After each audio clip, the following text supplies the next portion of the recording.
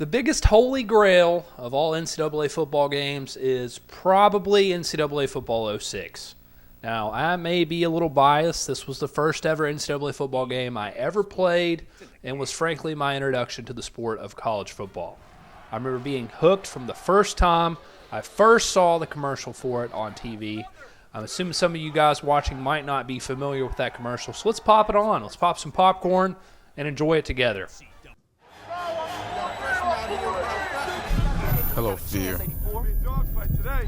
Hello, guts. Hello, passion.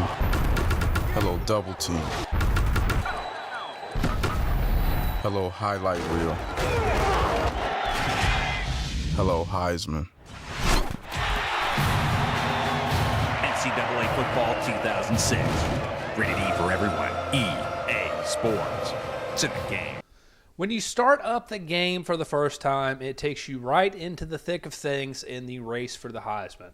Obviously, this is the first year this feature was rolled out, and EA went hard with the marketing, all the way down to making Michigan Heisman winner Desmond Howard the cover athlete, striking his Heisman pose in that 1991 game against Ohio State. The main menu itself was even Heisman-centric. When you started up the game and went to the menu, you could see highlights playing on a loop in the background of various star college football players from over the years. Pretty cool way to get hyped before you started playing, unless it was your team getting exposed in those videos, then I guess it wouldn't be. You can't mention NCAA Football 06 without mentioning this fire soundtrack. I love this game's music, and look at this list of absolute bangers. You might not be real familiar with it if you've never played NCAA Football 06 before, but if you have, you know that it doesn't get any better than this. It was actually the first and last NCAA game that had songs and not just the school fight songs or that annoying drum line that you hear when you're playing College Football 25. Ugh, the worst. You get the option to pick between 6 different positions in the race for the Heisman. Then you go through drills to determine who recruits you and your ratings. You can then either pick a school that's interested in you or walk on to a school. From there, you get the whole college experience in a dorm room, of course. You even get a girlfriend that changes as you have success in college. You can also check out letters from your fans. Does anyone write letters anymore, by the way? It would be cool if you could read mean tweets from your haters on College Football 25. Back to the topic at hand. Race for the Heisman no doubt revolutionized the NCAA football series. From that to Campus Legend to Road to Glory, this has been one of the staples of the NCAA football franchise since the 06 release. But that wasn't the only thing that got a facelift in 2006. NCAA Football 05's Dynasty mode was improved, but was missing one key feature that is crucial and frankly hard to believe wasn't included in the year prior, and that's in-season recruiting. On NCAA 06, you could usually nab 2 to 3 elite players during the season, regardless of the school you were at, if you allocated the points right. You could then, of course, invite players on visits, try to pitch them certain aspects about your program. I always pitch playing time because my team sucked early on in the dynasties, and that seemed to work pretty well. This was the foundation for the modern recruiting system, although it was pretty bare at this point in time. This was also the first year that NCAA football introduced impact players.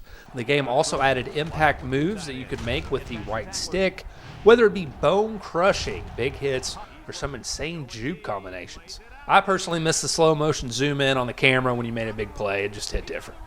With the addition of the impact players, the pregame show received a facelift too.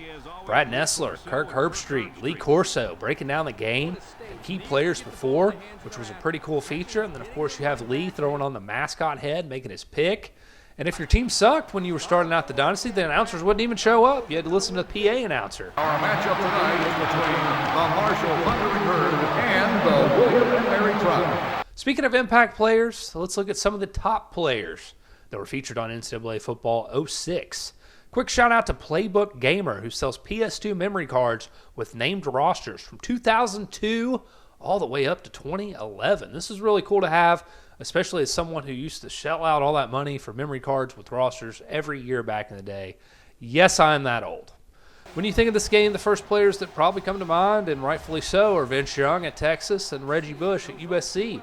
This was the peak of USC football under Pete Carroll and was, of course, the national championship matchup in the 2005 season and one of the most epic games ever in the sport's history. That game made me a college football fan. But surprisingly, the aforementioned Young and Bush were not the best players on the game. The game had 499 overall players this year, neither of them Vince or Reggie. USC punter Tom Malone, we all remember him. Georgia guard Max Gene Gillis, Colorado punter John Toro, and Boston College defensive end Matthias Kiwanuka were the 4 best players on the game. Interestingly enough, I had to throw it out there. Sorry, Tom and John. Ryan Plackemeier, Wake Forest punter, was the 2005 Ray Guy Award winner. Come on, EA. He was underrated. What are we doing here? Gene Gillis is an interesting choice here as well to be a 99 overall. He was a consensus All-American in 2005, but was a 4th-round draft pick, taken 99th overall by Philadelphia in 2006. Played in 42 career programs and started in 26, but was an off-season or practice squad member only in 2011 and out of the league by 2012. Apparently, according to his Wikipedia article, he had some weight issues throughout his career and was the first active NFL player to undergo lap band surgery after he got up to near 400 pounds in the offseason. And, of course, hindsight's always 20/20. Obviously, he was a great player in college. The last 99 overall player we want to talk about, Matthias Kiwanuka, was him. I mean, frankly, and deserving of that 99 overall honor. No disrespect to the punters and to our guy, Max, but Matthias definitely earned his 99 overall rating, set Boston College school records, 37.5 sacks, 64.5 tackles for loss. Also, Big East Defensive Player of the Year in 2004. Rest in peace to the Big East in football anyways. And a first-team All-American in 2004 and 2005.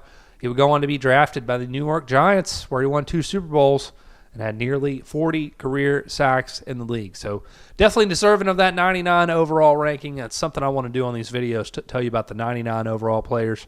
But right behind them, you got to talk about the 98s, because there's not a lot of players ranked 98 overall, right, on the game. But on 06, some that stand out, Jets legend DeBrickashaw Ferguson, USC quarterback Matt Leinart, of course, NC State defensive end Mario Williams, and Louisiana Tech guard Aaron Lips. Other noteworthy rankings, USC running back Reggie Bush was a 97. Ohio State linebacker and Pat McAfee show co-host A.J. Hawk, also a 97 overall. Memphis running back, future Carolina Panther D'Angelo Williams at 97 alongside Reggie. Chad Greenway and an Abdul Hodge were straight killers at linebacker for Iowa. Oklahoma running back Adrian Peterson and defensive tackle Dusty Dvorak shared a 96 overall rating. And future Natty champ Vince Young is a 95. Interestingly enough, Vince Young is not the second best quarterback on the game, in fact. That title goes to Bowling Green State quarterback Omar Jacobs. He's a 96 overall, 1 point above Vince. Jacobs was benefiting from that Urban Meyer effect coming off a 2004 season where he posted 41 tuds and 4 picks with over 4,000 yards. He finished 2005 with just 2,591 yards, 25 touchdowns, 7 picks thrown. Probably not deserving of that 96 overall ranking, Omar. Sorry about that, but you are an arena football legend, so shout out to you. Some other noteworthy rankings, Jay Cutler, he's an 89 overall in his senior year at Vanderbilt. Marcus Vick, Michael's younger brother, Virginia Tech's QB, he had an 87 overall rating with an 89 speed. Fox commentator Joel Klatt was a senior quarterback at Colorado, ranked at an 84 overall. You got Maurice Jones-Drew, who's 91 at UCLA. And then how about Calvin Johnson? My guy, Calvin Johnson, 92 overall receiver and the 6th best player at that position as a sophomore. Let's start a Dynasty season up. Go down memory lane a little bit with some rankings. Let's look at some team overalls.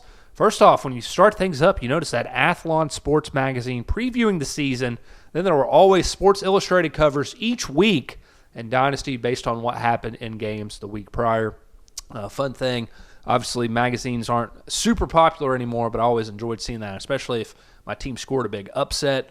Looking through the polls, USC number 1, of course. How about Iowa number 3? Okay, Hawkeyes, my Louisville Cardinals in the top 10. Virginia and UTEP, as we scroll down, they're in the top 25. That's interesting. And as we kind of go down, here's where things really get intriguing to me. looking at those teams considered maybe middle of the road or mid-tier on this game that have risen to prominence or improved over the years, what team's rating or overall on this list kind of surprises you the most? I will say as we scroll down here, it's kind of interesting seeing Kentucky where they are towards the bottom. I know the Cats were down bad in real life this season, and back then apparently too. But interesting to see, how teams were ranked way back in 2005. Let's go to the Heisman Watch now, preseason edition. You see Matt Leinart at the top. Adrian Peterson in the mix with Reggie Bush, Vince Young, Ted Ginn Jr. Love the pictures, the little action shots of all the players. Those change every week, too, I believe, so that's pretty cool. A little more effort than the Heisman Watch screen that we see on this year's edition of the game. I'm just saying, what do I know? By the way, the top 5 voting ended up being Reggie Bush. They finally give my man his Heisman back. Vince Young, Matt Leinart, Notre Dame quarterback Brady Quinn, and Penn State quarterback Michael Robinson were the real-life top 5 finishers in the Heisman race in that year. And then A.J. Hawk actually finishes 6th. That's interesting. Okay, so there's a look back at some of the players who were standouts on the game. What about another cool PS2 Xbox era feature that was introduced? Spring drills. This was the first year that you could play these, which were essentially utilized as a way to kind of practice, hone your skills, tone things up, and, of course, to get ready for Race for the Heisman to see where you would end up. They would end up adding more to this in 2007 and even include it in Dynasty mode as a way to improve your players in the preseason. But for now, let's just play option attack with Vince Young because that's fun. I could do this all day. I love it. And there's no ultimate team in sight. Hallelujah. I will add, too, that the game also had historical rosters, which was pretty cool. Classic teams that were the best of the best in college football, and the all-time teams, too, which was also cool to have. So there you have it. A look back on what many consider to be the greatest NCAA football game ever. It might not have been overall, but it certainly was integral in laying the groundwork for what the series would ultimately become, with a honed-in, revamped focus on Dynasty mode and the introduction of the Race for the Heisman, which, of course, is now Road to Glory. That's all we've got for you on this video. We're going to look back at all of the NCAA football games over the years. With the help of Playbook Gamer, we've got all the names, so we'll look back at the best players year in, year out, see if EA got it right, see if EA got it wrong, look at the top teams, look at the features introduced, and I thought NCAA Football 06 would be a good one to start on because obviously it's near and dear to my heart, and I know a lot of you out there probably like it as well. And if you did like it and you like this video, hit that like button. It just all goes hand in hand, right? But also subscribe to the channel. We've got plenty of NCAA football content coming, not just from 06, but from all the games. We also live stream here on the channel, College Football 25. That's a lot of fun. So we're kind of your home for NCAA football. We kind of just want to look at the history and relive some of that nostalgia because your boy's getting old.